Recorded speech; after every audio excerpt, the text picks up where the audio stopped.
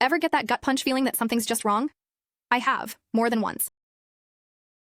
I was surfing a quiet reef break in southern Australia with a stranger who turned out to be a marine biologist. Waves were perfect, the company decent. Mid-session, he went pale and said, "I feel like bait." We paddled out fast. Later that night, news broke. A great white, the size of a boat, had circled fishermen at that exact spot. His instinct likely saved my life. Then there's my mom's. She called to view a flat, but the agent asked weird questions. Race, if she'd come alone, and insisted she take the bus. When she and my dad checked the address early, all they found was a vandalized, abandoned building. Later, a cop told her the area was notorious for trafficking. She never went, and probably avoided something horrible. I was 8 when a man in an El Camino pulled up, said he knew my mom, and used her name. Something screamed, "Run."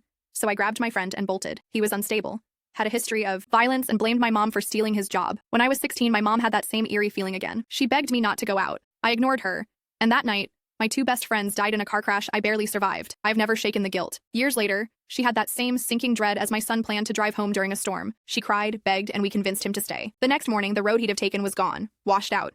Cars were pulled from the river, and once I nearly walked into tragedy at work. I was meeting a client with developmental issues, large build, violent tendencies.